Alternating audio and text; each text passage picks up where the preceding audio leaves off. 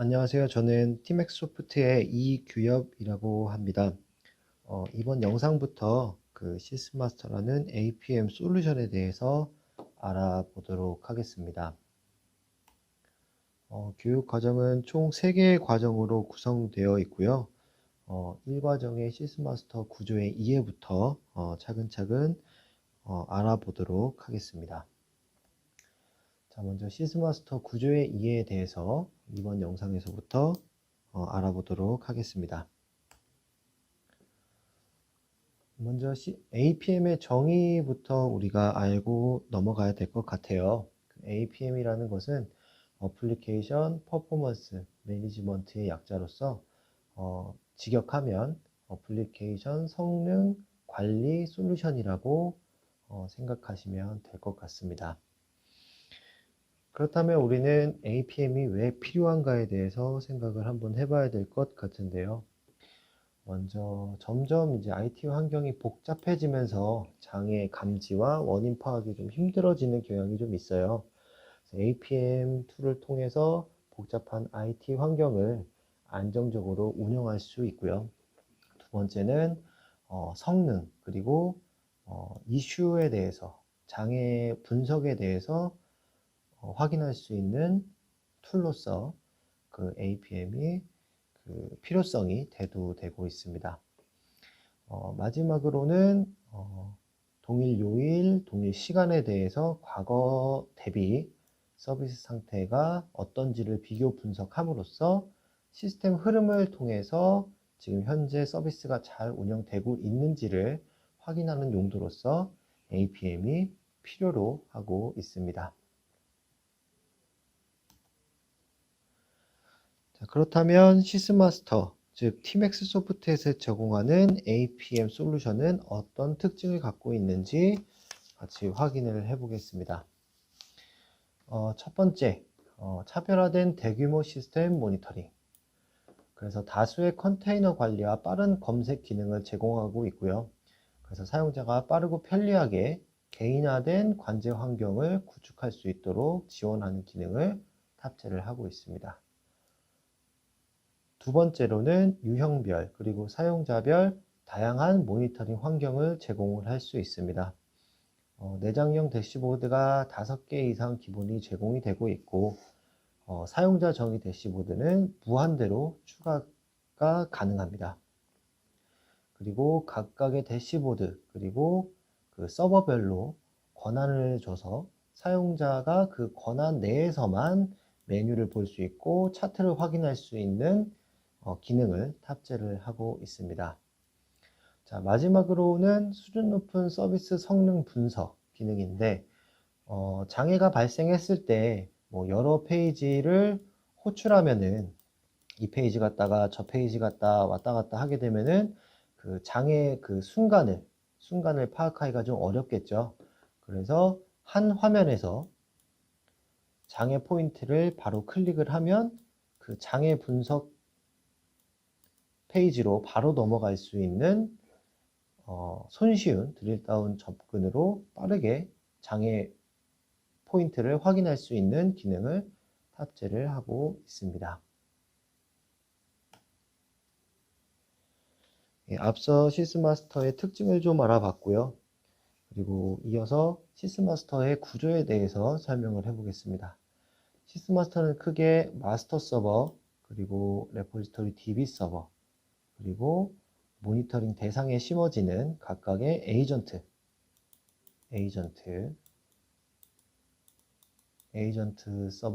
서버로 구성되어 있고요. 마지막으로 웹 브라우저에서 확인할 수 있는 그 시스마스터 모니터링 화면, 콘솔 이렇게 총 4가지로 구성되어 있습니다. 마스터 서버는 말 그대로 수집 서버라고 알고 계시면 될 것 같고요. 실시간으로 UI에서 정보를 제공하거나 에이전트에서 받은 정보들을 가공해서 DB에 저장하는 역할을 하고 있습니다. 레포지토리 DB는 어플리케이션의 그 수집한 정보를 저장하는 공간으로서 활용이 되고 있고요. 그 다음에 에이전트 서버는 모니터링 대상 서버에 설치가 돼서 그 어플리케이션에 수집한 정보를 운영 정보를 마스터 서버로 전달하는 역할을 하고 있습니다. 마지막으로 콘솔은 웹브라우저를 통해서 그 모니터링을 할 수 있는 역할을 수행을 하고 있습니다. 여기서 주의해야 될 점은 레포지토리 DB는 티베로 혹은 오라클과 같이 RDBMS만 지원이 가능하고요. 그 다음에 브라우저의 경우에는 IE11 그리고 크롬을 권장을 하고 있습니다. 다음은 시스마스터의 주요 기능입니다. 여러 가지 기능들이 있는데요. 대규모 환경을 모니터링하기 위해서 모니터링하기 위해서 단축 폰트 및 워킹셋을 지원하고 있고, 앞서 말씀드린 다양한 통합 대시보드 등을 제공을 하고 있습니다. 그래서 뿐만 아니라 업무 리포트, 일반 리포트도 제공을 하고 있고, 스레드 덤프를 수동적으로 뜨면서 이제 와스의 일부 기능을 제어할 수 있는 그런 기능까지도 탑재가 되어 있습니다.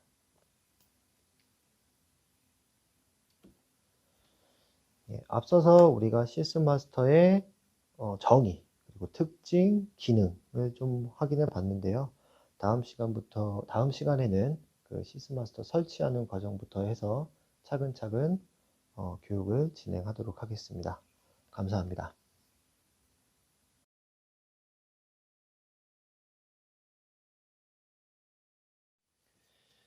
네, 안녕하세요. 티맥소프트 이규엽입니다. 이번 영상에서는 지난 시간에 이어서 시스마스터 설치하는 과정에 대해서 살펴보도록 하겠습니다. 설치 순서는 다음과 같습니다. 일단 마스터에서 수집한 정보를 저장하는 레포지토리 DB 설치를 하고, 그 다음에 마스터 서버 설치, 에이전트 설치, 그리고 이제 우리가 어떤 대상을 모니터링 할 건지 리소스를 등록하는 과정을 진행하도록 하겠습니다. 일단 레포지토리 DB인데요. 오라클 대신에 티베로 6을 설치를 할 거고, 오라클을 설치를 해도 상관은 없습니다. 그래서 티베로 설치는 아래 유튜브 동영상을 통해서 설치를 사전에 해 주시기를 바랍니다. 예, DB가 설치가 다 됐다는 가정하에 시스마스터 설치를 진행하도록 하겠습니다. 먼저 시스마스터 설치 전에 확인돼야 될 사항은, 첫 번째는 시스마스터 설치를 위해서 JDK 1.5 이상이 무조건 설치가 되어 있어야 하고요.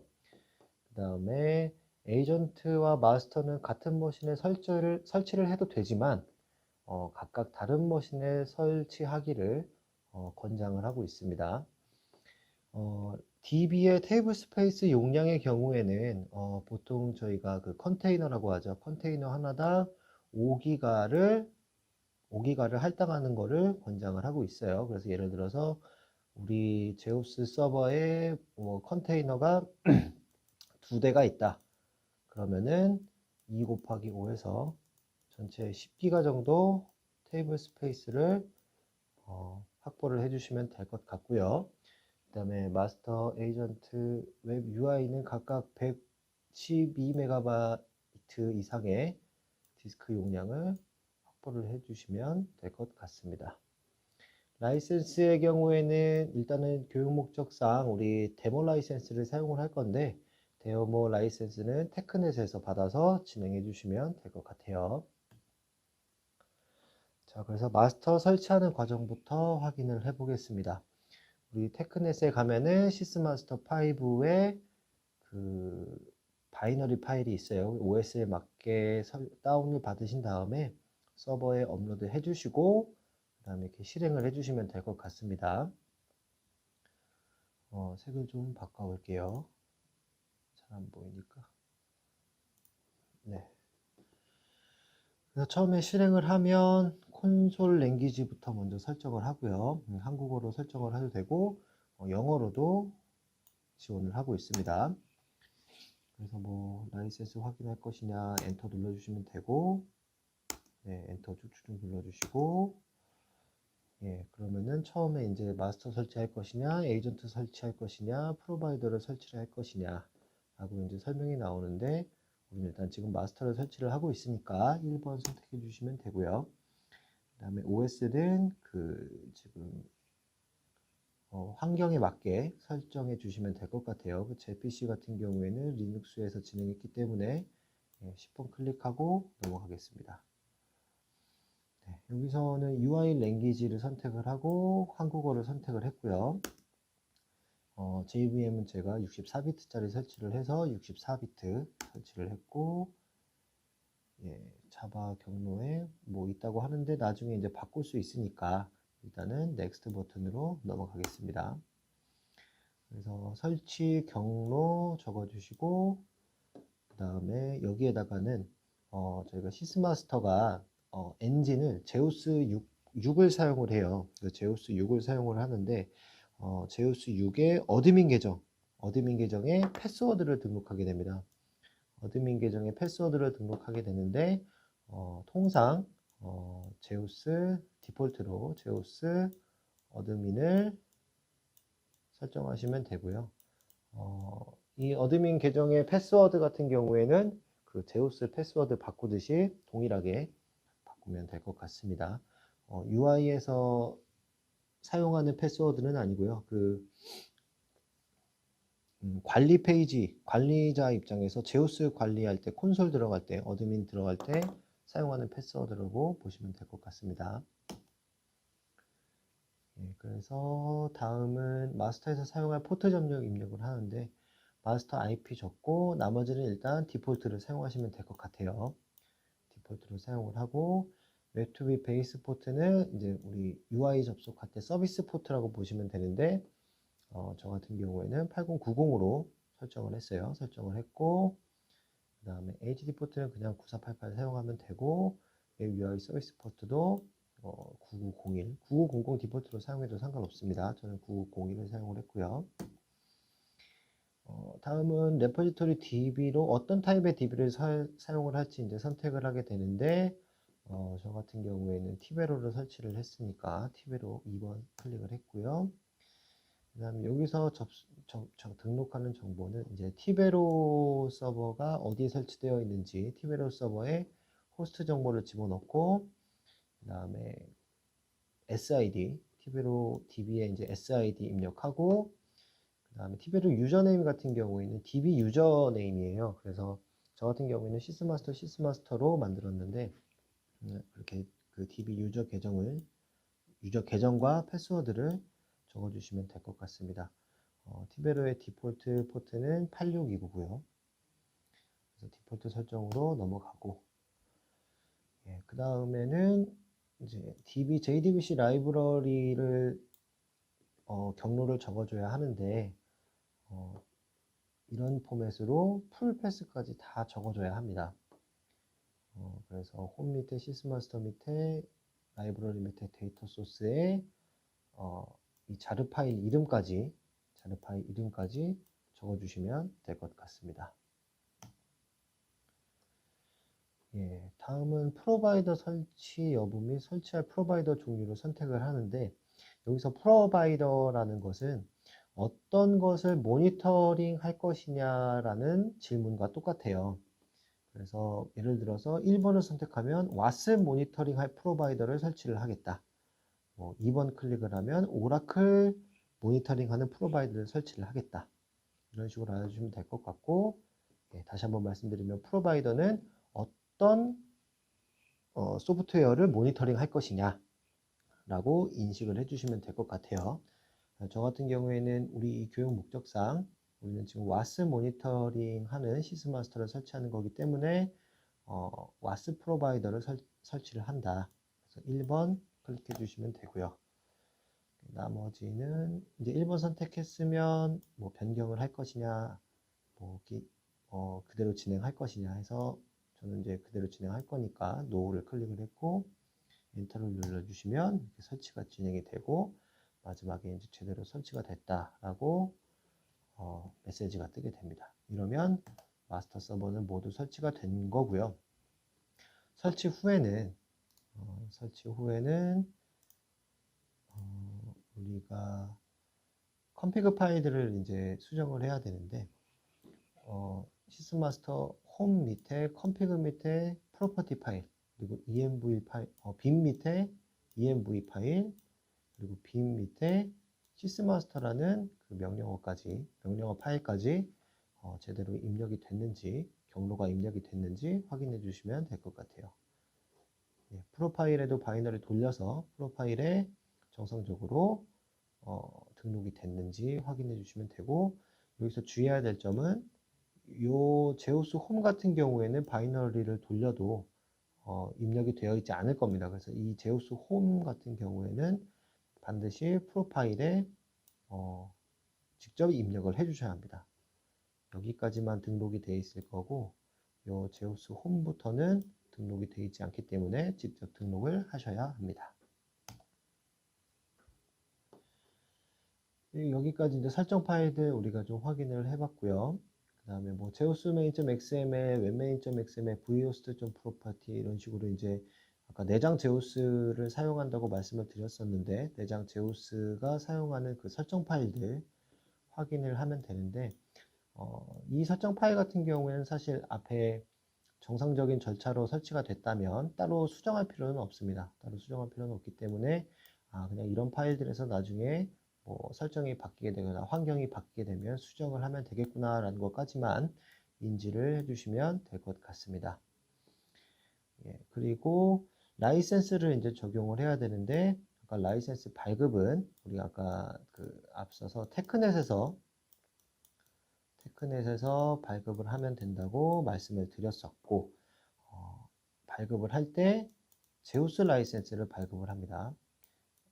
계속 말씀드리고 있는데, 우리가 시스마스터 같은 경우에는 내장 제우스를 사용을 한다.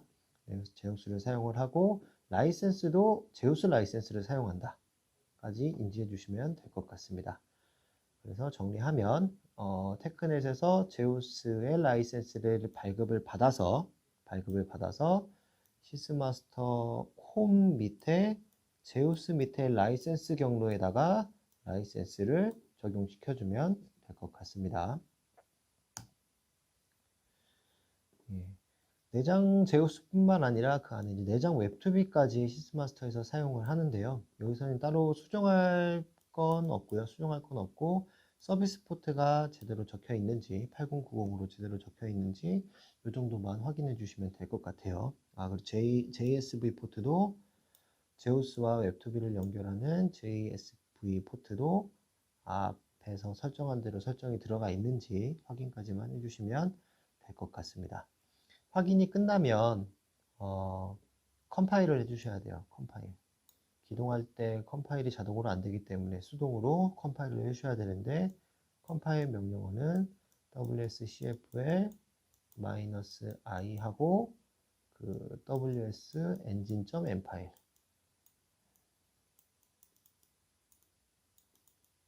mfile로 컴파일까지 진행해 주시면 될 것 같습니다. 아까 바이너리 실행하면서 우리가 JDBC 드라이버의 풀패스 경로를 적어줬었는데, 해당 그 경로로 드라이버가 복사가 됐는지 확인해 주시면 될 것 같고요. 그 해당 경로는 마스터 홈 밑에 제우스 밑에 라이브러리 밑에 데이터 소스, 제우스 데이터 소스 설정하는 거랑 동일하죠. 데이터 소스에 그 해당 자르 파일이 들어가 있는지 확인해 주시면 될 것 같습니다. 그 설정 파일의 확인이 다 끝났다면 시스마스터 홈 밑에 bin 밑에 경로에 있는 smmaster라는 명령어를 통해서 기동을 해주시면 될 것 같습니다. 기동을 하면 이렇게 이제 진행이 되고요. 진행이 다 돼서 기동이 다 된다면 요 IP에 아까 웹2비에 설정했던 서비스 포트에 시스마스터까지 URL을 호출해 주시면 아래와 같은 화면이 뜰 거예요. 뜰 거고, 디폴트 UI 계정은 어드민 접속해 주시면 다음과 같은 화면이 뜰 겁니다. 로그인이 정상적으로 됐다면 이 화면이 뜨는 게 정상적으로 마스터가 설치가 되었구나 라고 확인할 수 있는 화면입니다. 마스터를 종료할 때에는 아까 우리 SM 마스터 수행했던 빈 경로에 SM 다운이라는 명령어를 통해서 시스 마스터를 종료를 해주면 되고요. 정상적으로 종료가 다 된다면 맨 마지막에는 내장 웹2비까지 종료가 되는 모습으로 진행이 될 겁니다. 그래서 마지막에 이제 내장 웹2비까지 다운이 되면 시스 마스터가 다 정상적으로 종료가 됐다라고 확인하시면 될 것 같아요. 네, 앞서 마스터 설치까지 확인을 해 봤고요. 다음에는 이제 에이전트 설치를 한번 확인해 보도록 하겠습니다. 마찬가지로 이 빈 파일을 우리 에이전트 서버, 즉 모니터링 대상 서버, 여기서는 와스겠죠. 와스 서버에 업로드한 후에 등록을 바이너리를 실행하면 되겠습니다. 마스터랑 설치하는 과정은 똑같고요. 여기서 이제 인스톨러를 선택할 때 앞서 마스터 설치할 때는 1번을 선택했다면 이제 우리는 에이전트를 설치하고 있으니까 에이전트 2번을 클릭해 주시면 에이전트를 설치하게 됩니다. 플랫폼도 마찬가지로 해당 환경에 맞는 OS 플랫폼 선택을 해서 눌러주시면 되고요. JDK도 마찬가지고 JDK 경로도 마찬가지고 이때 JDK 경로는 주의하셔야 될 게 별도의 JDK 경로를 사용하는 게 아니라 와스가 잘못 눌렀네요.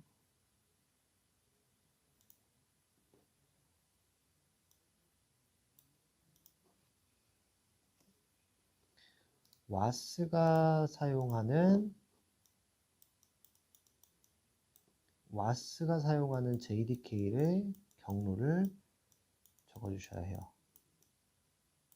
와스가 사용하는 JDK 경로. 이 부분 반드시 유념해 주시기 바랍니다.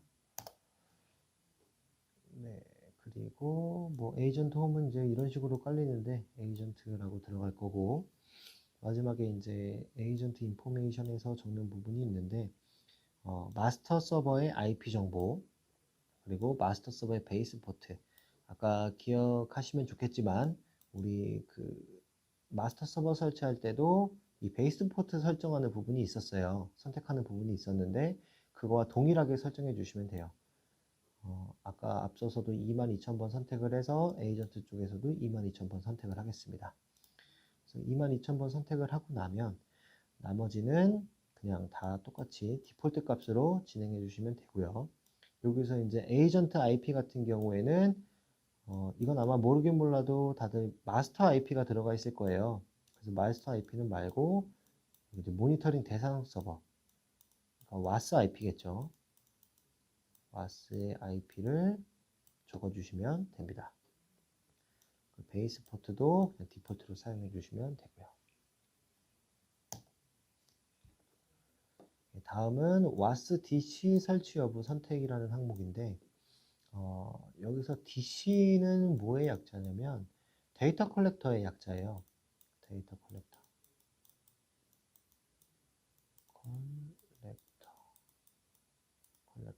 데이터 컬렉터의 약자로서 DC 같은 경우에는 별도로 프로세스가 뜨는 게 아니라 JVM 옵션으로 포함이 돼서 와스가 기동될 때 DC도 기동이 되고 와스가 종료될 때 DC도 종료가 된다고 생각하시면 될 것 같습니다. 그래서 와스 DC의 역할은 실제로 와스 위에서 수행되는 어플리케이션 트랜잭션을 수집하는 역할을 하고 있어요. 그렇기 때문에 와스를 모니터링 할 거라면 와스 DC를 반드시 설치를 해 주셔야 됩니다. 네, 와스 DC를 반드시 설치를 해 주셔야 하고 와스 DC를 선택을 하면 자동적으로 경로는 에이전트 밑에 와스 DC로 설정이 될 거예요. 얘는 그대로 그냥 진행해 주시면 되고요. 포트도 22007번 디폴트로 설정해 주시면 될 것 같습니다. 모든 설정이 끝나면 이렇게 성공되었습니다. 메시지가 뜰 것이고 설치는 종료가 되게 됩니다. 여기서 이제 에이전트 설정하고 나면은 설치를 하고 나면 시스마스터 프로퍼티 env 그리고 sm boot 파일 이 세 가지 파일을 수정을 해야 되는데 프로퍼티와 env는 사실 앞서서 제대로 설정을 했다면 별도로 수정할 필요는 없고요. 그 sm boot 같은 경우에도 수정할 필요는 없는데 이 부분을 수정해 주시면 될 것 같아요. sm boot 말고 sma boot라는 파일이 또 별도로 있을 거예요.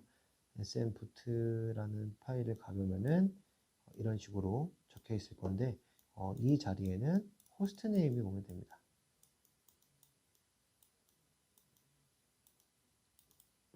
예, 정확히 말하면 이 자리에는 에이전트 이름이 나오는 건데 이 에이전트 이름은 이따가 뒤에서 우리가 그 UI에서 리소스를 등록할 때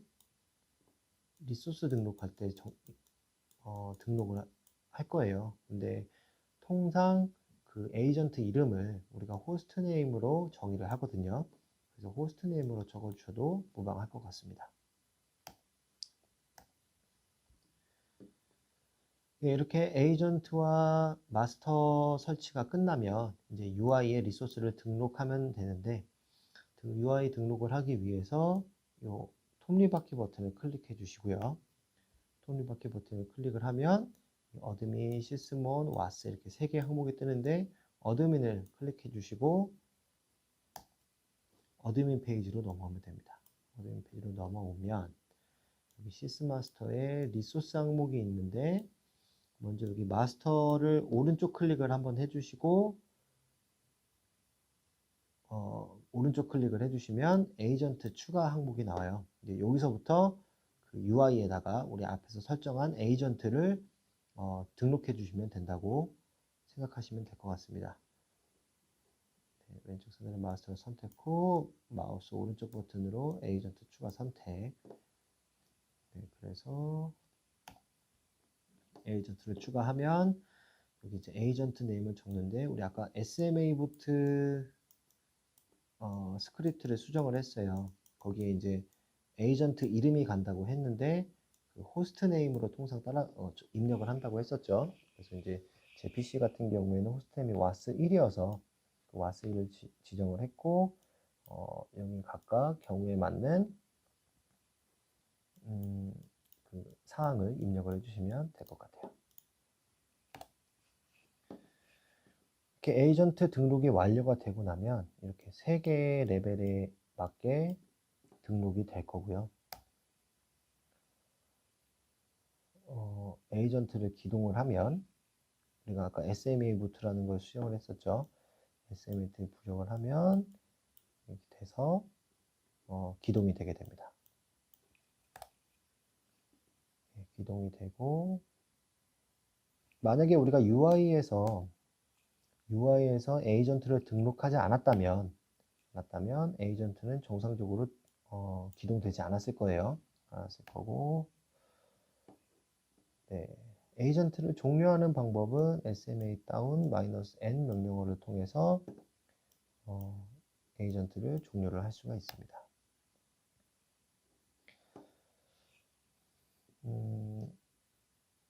앞서서 이제 에이전트까지 추가를 했고 이제 그 다음에 리소스를 추가를 해 볼게요. 리소스는 잠깐 말씀드렸었는데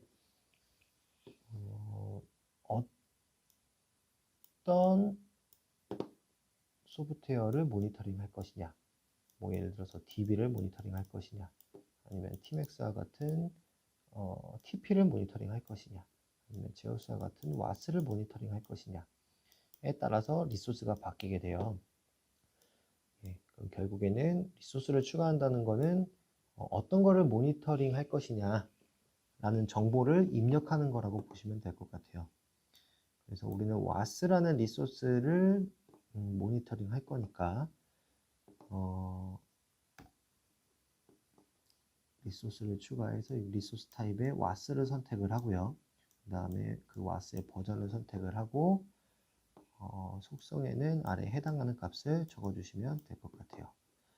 그래서 이제 was의 웹어드민 페이지의 정보랑 그리고 was 호스트 정보 그리고 웹 어드민 접속할 때 사용하는 와스의 베이스 포트 적어주시면 될 것 같고, 그 다음에 주의해야 될 점은 여기 디폴트가 Y로 되어 있을 텐데 이 부분을 반드시 N으로 수행을 해주셔야 합니다. N으로 수행해 주셔야 되고, 나머지 이제 우리 제우스가 설치되어 있는 홈, 제우스 홈 적어주시면 될 것 같고, 어드민 포트 적어주시면 될 것 같고, 네, 이렇게 해서 속성까지 입력이 끝났으면 이런 식으로 이제 J 리소스, 그러니까 제우스죠. 제우스의 이제 J인데 그 리소스가 등록이 될 것이고, 제우스라는 우리가 리소스를 모니터링 할 거라는 것까지 등록을 해놨고, 그 다음에는 이제 그 컨테이너 혹은 그 MS를 모니터링 하는 단계까지 넘어가야 하는데, 그 단계를 위해서 일단 노드를 추가를 해야 돼요. 노드. 논리적으로 이제 나눈다고 생각하시면 될 것 같고, 그 노드는 좀 형식적으로 등록을 한다라고만 이해해 주시면 될 것 같아요. 노드를 등록을 할 때는 뭐 알리아스 패스 노드네임 이렇게 적는데, 뭐 경우에 따라서 변경이 되는 경우도 있지만, 알리아스는 변경이 될 수 있는데 패스 같은 경우에는 한번 지정을 해두면 반드시 기억을 해주셔야 됩니다. 패스는 왜 기억해야 되는지 뒤에서 다시 설명을 해드릴게요. 그래서 앞에 노드네임을 우리가 PH라고 적어놨는데 계속 이제 PH로 같은 값을 적용해주면 되고요. 노드까지 등록이 됐으면 다음엔 이제 컨테이너를 추가하는데, 같은 방법으로 왼쪽으로 클릭 한번 해주고 오른쪽 클릭을 하면 이렇게 그 선택할 수 있는 박스가 나오고 컨테이너 추가를 클릭해 주시면 돼요. 컨테이너를 추가를 하면 알리아스는 이제 나중에 화면에 보여지는 이름이기 때문에 언제든지 변경이 가능해서 편의상 아무 내용이나 적어도 상관없고요. 아까 앞에서 패스를 제가 노드 패스를 반드시 알고 계셔야 된다고 말씀드렸었는데, 이 노드 패스가 이 부분에 들어가거든요. 노드 패스 점 컨테이너 1 혹은 노드 패스 점 뭐 서버 1 뭐 이런 식으로 그냥 서버라고 명명을 해주셔도 되고, 아니면은 업무명, 뭐 예를 들어서 노드 점 뭐 ERP 뭐 이런 식으로 업무명을 적어주셔도 무방합니다. 결론적으로는 요 패스가 가장 중요한데, 요 패스를 통해서 에이전트가 전달해준 데이터가 누구의 데이터였는지를 확인할 수 있는 키값으로 작용하기 때문에 요 패스는 반드시 또 기억을 해주셔야 돼요.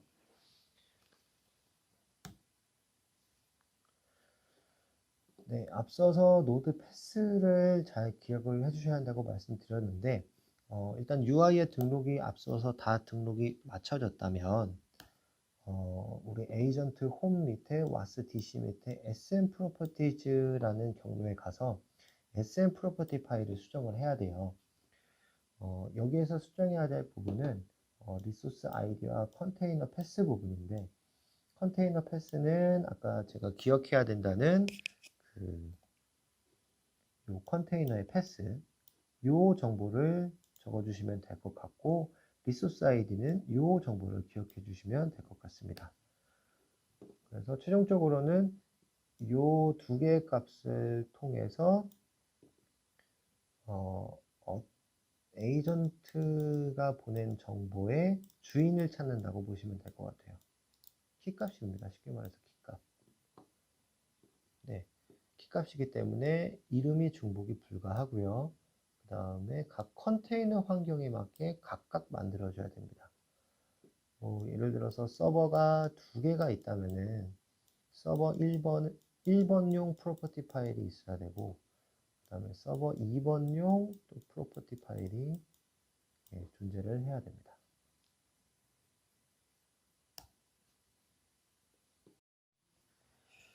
SM 프로퍼티즈 파일까지 수정이 모두 마쳐졌다면 이제 마지막으로 sm inst 언더바 rt.jar 파일을 생성을 해야 합니다. 이게 뭐냐면 JDK에 있는 rt.jar 파일 내에는 컬렉션이나 파일 입출력 혹은 소켓 관련된 클래스들이 들어가져 있는데 기본적으로 이 클래스들은 다른 어플리케이션 클래스보다 먼저 로딩이 되기 때문에 BCI에 변조가 되지 않습니다. 그래서 미리 변조를 해 놓고 엑스부트 클래스 패스에 입력을 해서 변조된 rt.jar 파일이 로딩이 되게끔, 기동될 때 로딩이 되게끔 한다면 우리가 컬렉션이나 파일 입출력, 소켓에 관련된 클래스도 BCI를 적용할 수 있기 때문에 이 작업을 지금 수행을 하고요. 이 작업을 수행하기 위해서는 SMIT CVT라는 쉘 파일을 통해서 새로 컴파일을 진행하게 됩니다. 그래서 이 부분에서는 여기 클래스 패스 다음에 JDK 버전에 맞게 sminst jar 파일을 적어주면 되는데, 이때 JDK 1.5에서는 15.jar, 1.6에서는 16.jar 파일을 사용해서 이 쉘 파일을 수정해주면 되겠습니다. 예, 수정이 모두 마쳐지고 나면 이렇게 커맨드 창에 그 쉘 파일을 실행을 해보면 예시 명령어를 이렇게 확인할 수가 있어요. 그래서 이 양식에 맞게 jar 파일 경로 적어주고, 그 다음에 새로 만들 rt.jar 파일 이름 적어주고, 그 다음에 JDK 적어주고, JDK 버전 적어주고, 그 다음에 우리가 BCI 변조에 사용할 시스마스터 제공하는 그 jar 파일 경로까지 입력을 해주면 아래에 과정을 통해서 최종적으로 우리가 사용할 rt.jar 파일이 생성이 되게 됩니다. jar 파일까지 새로 컴파일해서 만들었다면 요 이제 JVM 옵션을 만들어서 그 제우스의 와스의 그 JVM 옵션 컨피그에 입력을 해주면 설치는 모두 끝나게 되는데요. 옵션은 이렇게 네 가지가 되게 됩니다. 그래서 에이전트 패스, 자바 에이전트, 그리고 엑스부트 클래스 패스, 그리고 SM 프로퍼티즈까지. 네, 엑스부트 클래스와 엑스부트 클래스 패스는 왜 입력하는지 앞서 설명을 드렸었고, 아까 우리 서버마다 만들었던 프로퍼티즈 파이즈까지 각각 서버마다 입력을 해준다면 설치 작업은 모두 마무리가 되게 됩니다. 그래서 이 내용 보시면 자바 에이전트부터 엑스부트 클래스, DSM 프로퍼티즈까지 이 4개의 옵션이 들어가 있는 걸 확인할 수가 있죠. 네, 그래서 옵션이 모두 완료가 돼서 적용이 돼서 와스를 재기동하면 이렇게 컨테이너에는 초록색 불이 들어올 것이고 JVM 인프라 정보에 데이터가 입력이 되게 될 것입니다. 나머지 TPS나 평균 응답 시간, 동시 접속자 수혜 같은 경우에는 아직 그 서비스가 인입된 부분이 없기 때문에 지금 다 이렇게 연값을 표현하고 있고요. 일단 최초에는 이렇게 JVM 인프라 정보만 출력이 된다면 정상적으로 설치가 됐다라고 생각하셔도 무방할 것 같습니다. 여기서 주의하셔야 될 부분은 직관적으로 이 워킹 리스트라는 부분에 등록하고 있는 그 서버 리스트들을 확인할 수 있는데, 초록색은 연결되었다, 회색은 연결이 끊겼다 라고 직관적으로 서버의 그 기동 상태를 확인할 수 있다는 점 유의해 주시면 될 것 같습니다. 네, 여기까지 시스마스터 설치 과정을 좀 알아봤고요. 다음 시간에는 우리 시스마스터에서 사용하는 기본 설정에 대해서 간단히 설명하도록 하겠습니다. 고맙습니다.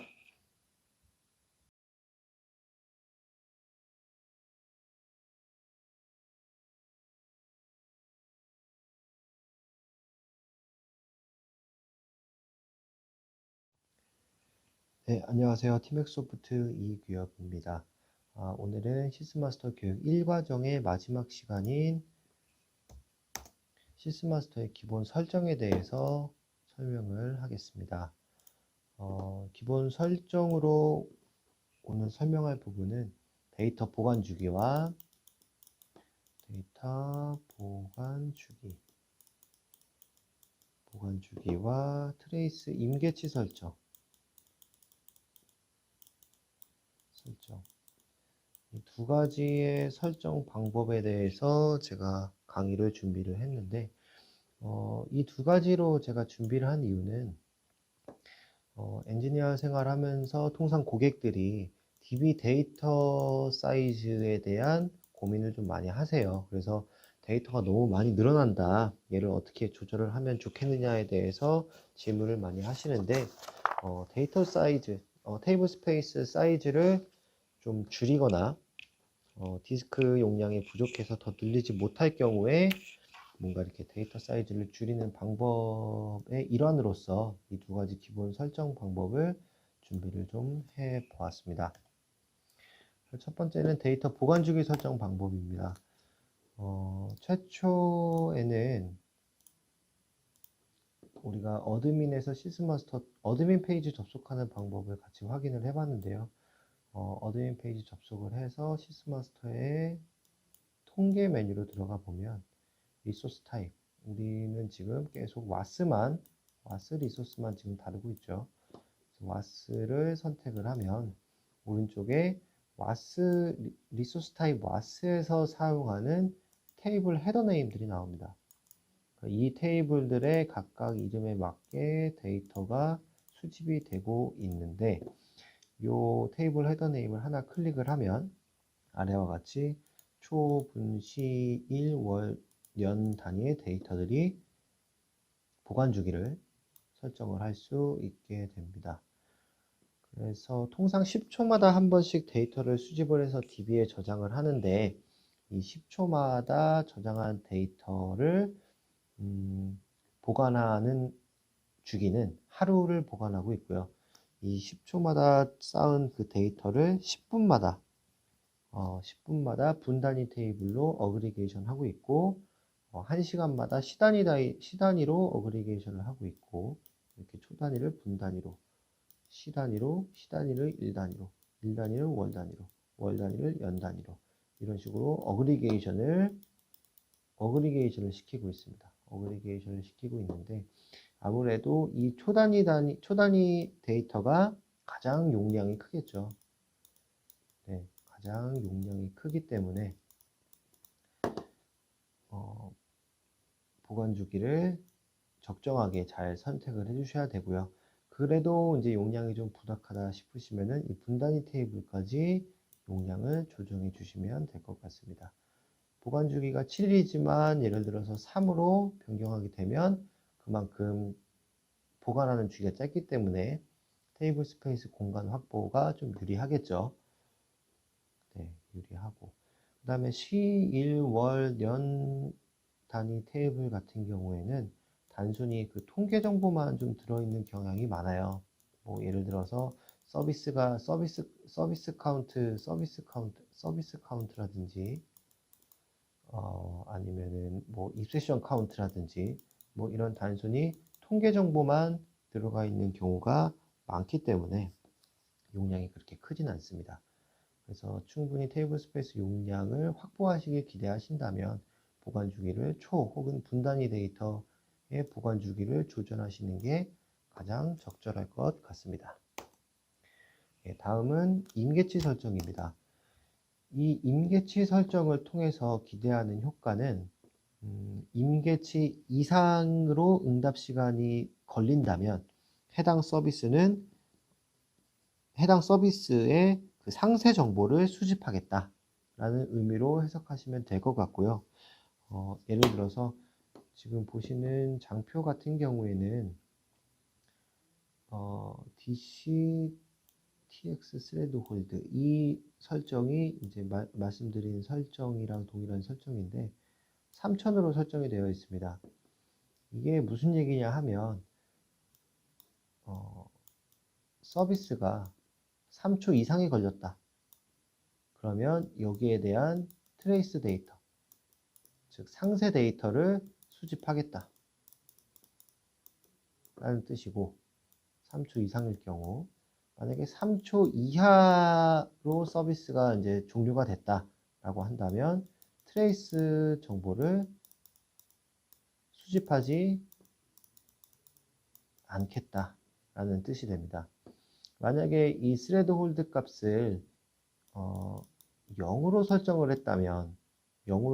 했다면 인입 때는 모든 서비스를 수집한다는 내용이기 때문에 아무래도 상대적으로 DB의 데이터의 용량이 많이 늘어나겠죠. 그래서 이 스레드 홀드 값을 적정하게 조정을 해서 데이터의 용량을 조절하는 것도 하나의 방법이 될 것 같습니다. 그래서 좌측에 내용을 보시면 DC 스레드 홀드 같은 경우에는 3000으로 설정할 경우 3000ms 이하가 되는 서비스의 트레이스 정보, 상세 정보는 수집하지 않는다. 다시 말해서 3초 이상이 되는 서비스의 트레이스 정보만 수집을 하겠다라는 내용으로 보시면 될 것 같고요. 그래서 그럼 결국에는 이 스레드 홀드 값이 크면 클수록 데이터의 용량, 차지하는 용량은 좀 줄어들겠죠.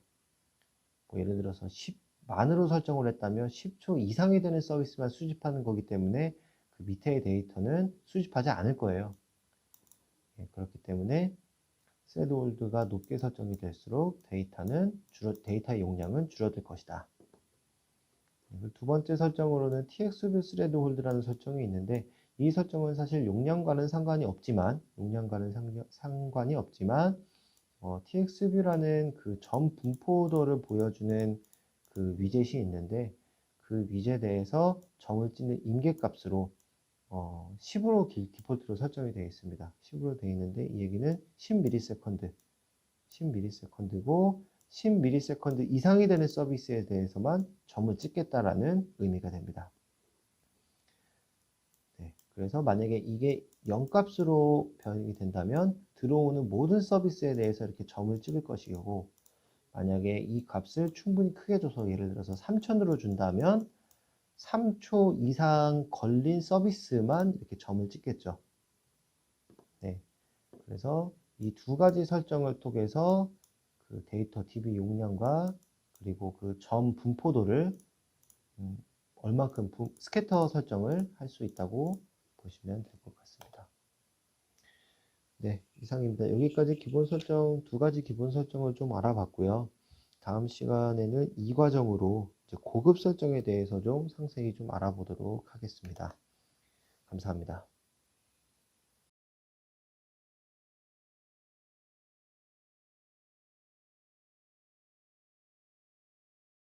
안녕하세요. 티맥소프트 이규엽입니다. 이번 교육은 시스마스터 4 와스 모니터링 기능에 대해서 살펴보도록 하겠습니다. 시스마스터 4 와스에는 크게 네 가지 기능이 있습니다. 실시간으로 서비스 응답 시간을 장애를 감지할 수 있는 모니터링 기능, 그리고 과거에 발생한 이력에 대해서 확인할 수 있는 분석 기능, 그리고 서비스 추이 및 리포트를 제공하는 통계 기능, 마지막으로 실시간 덤프를 생성할 수 있고 스레드를 제어할 수 있는 제어 기능으로 나눠져 있습니다. 먼저 모니터링 기능입니다. 보이는 화면은 모니터링 시 가장 많이 활용되는 실시간 대시보드 화면입니다. 우선 왼쪽 1번은 워킹 리스트라고 해서 관제 대상 서버 리스트를 확인할 수 있는 위젯입니다. 이때 초록색은 기동 중인 서버를 의미하고 회색은 미기동 중인 서버를 의미합니다.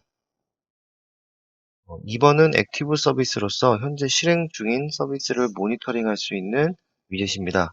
이때 응답 시간별로 서비스 표시 상태를 확인할 수가 있는데 0에서 3초는 초록색, 3에서 5초는 파란색, 5에서 10초는 주황색, 10초 이상은 자주색으로 표현이 됩니다. 그리고 각 차트에서는 최근 10분 추이를 확인할 수가 있습니다. 10분마다 수집된 데이터를 출력하고 JVM 인프라 정보, 그리고 TPS, 평균 응답 시간, 동시 접속자 수를 확인할 수가 있습니다. 여기서 4번은 TXV라고 해서 서비스가 종료되면 응답 시간별로 차트에 점을 찍는, 찍는 화면인데, 이때 파란색 점은 정상 처리된 서비스를 의미하고 빨간색 점은 에러가 발생한 서비스를 의미합니다. 그리고 각 점을 마우스로 드래그 앤 드랍을 하면 서비스 트레이스 정보를 확인할 수 있는 드릴 다운 팝업이 발생을 하게 됩니다. 자세한 내용은 다음 장표에서 확인해 보도록 하겠습니다. 마지막으로 5번은 이벤트 기능입니다. 이벤트 감지 기능인데 왼쪽부터 인포, 워닝, 에러, 페이탈 순으로 숫자를 올리고 있고 사용자가 설정한 이벤트가 발생할 때마다 숫자가 증가해서 이벤트가 발생했다는 것을 모니터링 화면에서 확인할 수가 있습니다.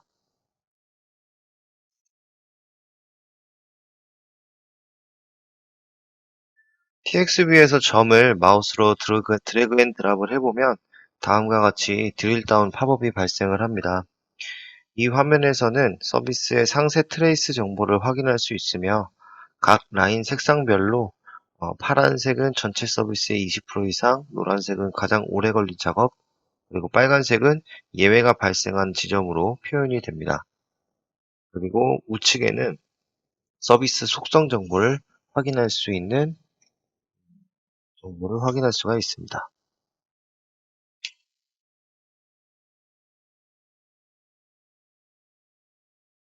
다음은 실시간 분석 기능입니다. 해당 화면에서는 스레드, 클래스 로더, 그리고 컬렉션 객체, 파일, 소캔, 세션, 그리고 환경 변수 정보를 확인할 수가 있습니다. 이 스레드 탭에서는 현재 실행 중인 스레드의 덤프 내용을 확인할 수가 있습니다. 그래서 여기 다운로드 버튼을 누르시면 그 해당 스레드의 덤프 파일도 텍스트 형태로 다운받아 보실 수가 있어서 즉각적으로 스레드 덤프 분석이 가능하고요. 그리고 스탑 그리고 인터럽트 기능이 있어서 스레드를 제어할 수 있는 기능까지도 탑재가 되어 있습니다.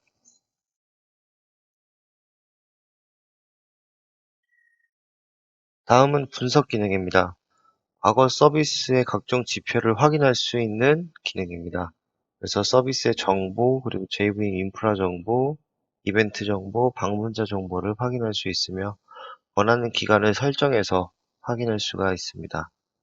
그리고 각 위젯별로 엑셀 버튼을 클릭하면 해당 차트 내용을 엑셀 파일로도 다운받아서 확인할 수가 있습니다.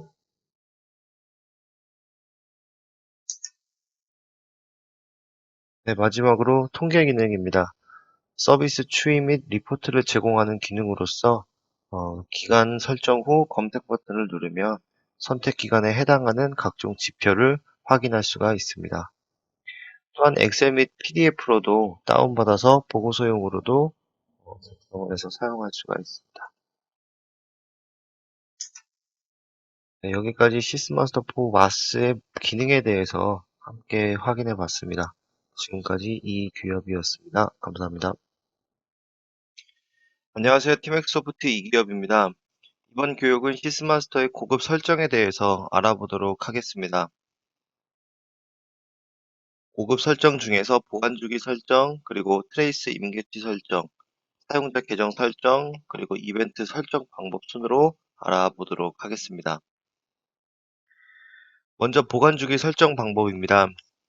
어드민 페이지 접속 후에 시스마스터 그리고 통계 메뉴에서 설정을 할 수가 있습니다. 좌측 보관 주기를 설정할 리소스 타입을 선택 후 우측 테이블 헤더 네임을 참고해서 보관 주기를 변경할 카테고리 아이디를 선택을 합니다. 그리고 단위 데이터별로 하단에 그 보관 주기 설정을 한 후에 저장 버튼을 누르면 해당 테이블별로 보관 주기 설정 기간을 설정을 할 수가 있습니다.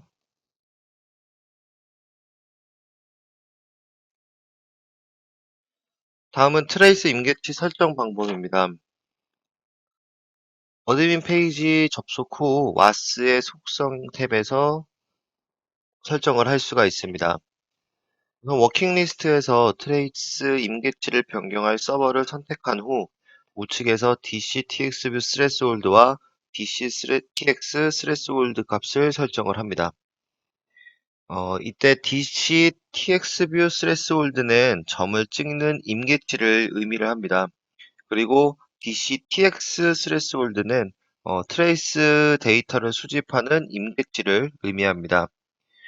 장표와 같은 설정은 해석해보면 3초 미만으로 끝나는 서비스에 대해 점도 찍지 않고 트레이스 데이터도 출력하지 않겠다라고 해석을 할 수 있습니다.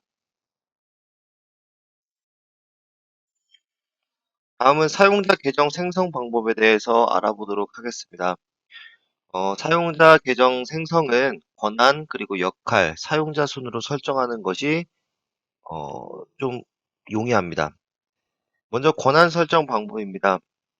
어드민 페이지의 권한 관리 메뉴에 권한에서 설정을 할 수가 있습니다.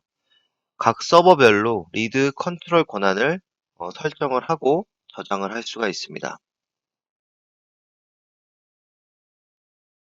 다음은 역할 설정입니다.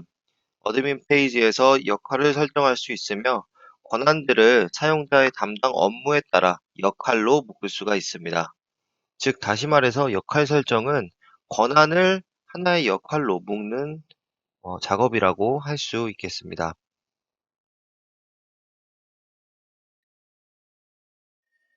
다음은 사용자 설정입니다. 어드민 페이지에서 권한 관리 그리고 사용자에서 설정을 할 수 있으며 사용자 생성 후에 앞서 만든 역할을 할당을 하면 해당 사용자는 할당받은 역할에 포함되어 있는 서버만 모니터링하고 제어할 수 있게 됩니다.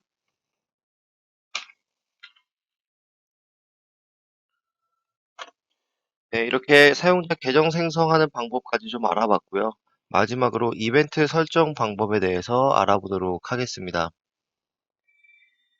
어드민 페이지에서 이벤트 조회 메뉴에서 이벤트를 활성화를 시킵니다. 원하는 이벤트를 선택한 후에 수정 버튼을 클릭을 하면 이벤트 설정 메뉴로 넘어가게 되는데요. 이때 로gin과 알랏 체크박스에 yes 체크박스에 체크를 한 후에 저장을 합니다. 이렇게 되면 그 해당 이벤트가 이제 활성화가 되고 활성화를 시킨 후에는 이벤트의 임계치를 설정을 해야 합니다.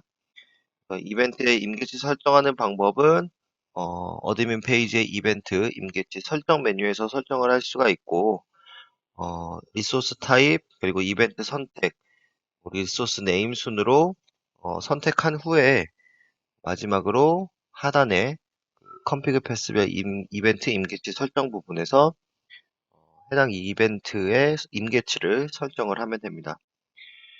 임계치 설정이 완료가 되면 맨 마지막에 오토 액션이라는 메뉴가 있는데 해당 메뉴에서 use yes를 클릭을 하면 이벤트가 발생을 하게 됩니다. 이후에 설정한 이벤트를 사용하고 싶지 않을 경우에는 마지막에 작업했던 오토 액션 부분에서 use yes가 아닌 use no를 선택하면 해당 이벤트는 발생하지 않게 됩니다. 네, 이것으로 고급 설정을 좀 알아보았습니다. 다음 시간에는 오늘 알아본 설정 이외에 Extend BCI라는 고급 설정을 한 가지 더 알아보도록 하겠습니다. 지금까지 이규엽이었습니다. 감사합니다. 안녕하세요. 티맥소프트 이규엽입니다. 이번 영상은 지난 영상에 이어서 고급 설정 과정에 대해서 알아보도록 하겠습니다. 특히 고급 설정 중에 Extend BCI라는 설정을 알아보도록 하겠습니다. 우선 Extend BCI라는 설정을 통해서 기본적으로 수집하는 HTTP 서블릿 정보라든지 SQL이나 DB 커넥션 정보만 수집하는 것 이외에도 사용자가 이제 커스텀에서 사용하는 메소드까지도 트레이스 정보에 출력을 할 수가 있습니다. 그래서 Extend BCI 설정은 다음 장표에 나와 있는 대로 7가지 순서를 통해서 설정을 할 수가 있습니다.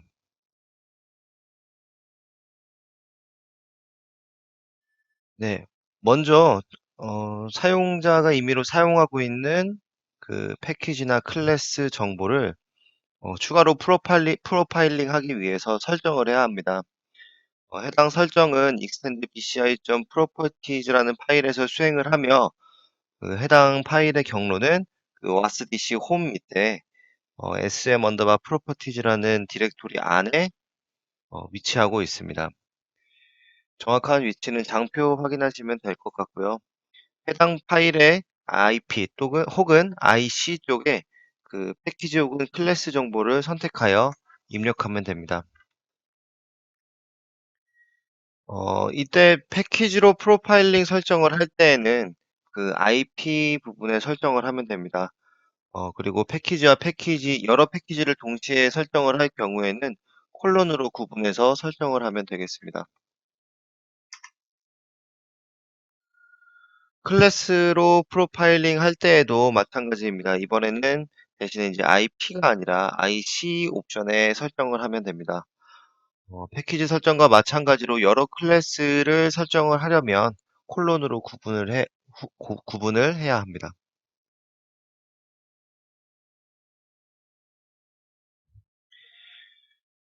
클래스 혹은 패키지 설정이 끝났다면 그 SM properties 파일에 패키지 클래스 정보가 담아있는 extendbci.properties 파일을 설정을 해야 합니다. SM properties 파일은 wasdc 홈 밑에 sm 언더바 properties 디렉토리에 위치하고 있으며 파일 내 옵션명은 bci.config.file이라는 옵션입니다. 해당 옵션의 장표와 마찬가지로 그 extend bci.properties 파일의 결제 경로를 입력하고 저장하면 됩니다.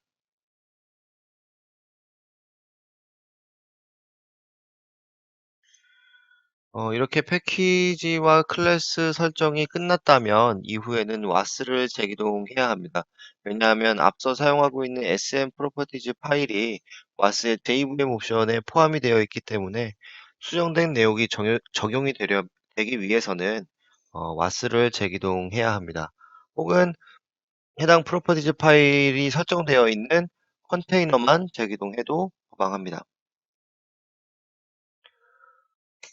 재기동 이후에는 설정한 패키지 혹은 클래스 정보를 프로파일링 하기 위해서 해당 패키지와 클래스를 포함하고 있는 서비스를 2회 호출을 해야 합니다.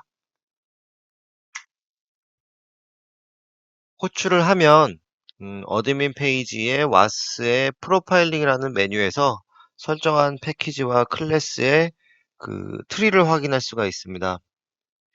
이후 해당 트리에서 트레이스 데이터에 추가시킬 메소드를 포함한 클래스를 선택한 후에 보드 컨트롤러 메소드 리스트에서 그 메소드 프로파일링 여부를 선택하면 됩니다.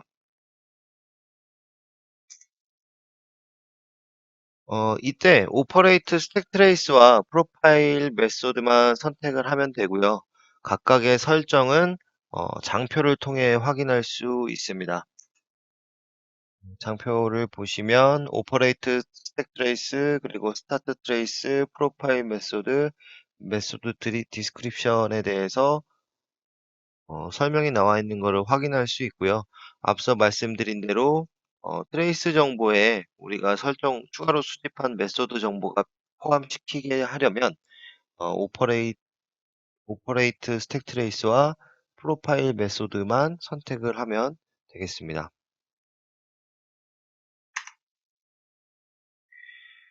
예, 이렇게 모든 설정을 마치게 되면 우리 TXV의 트레이스 정보에서 다음과 같이 기존에 없었던 메소드 구간이 추가되어 있는 것을 확인할 수 있습니다. 예, 이것으로 지금까지 익스텐드 BCI 설정 방법에 대해서 알아봤고요. 그 시스마스터의 고급 설정에 대해서 모두 알아봤습니다. 예, 지금까지 이기업이었습니다. 고맙습니다.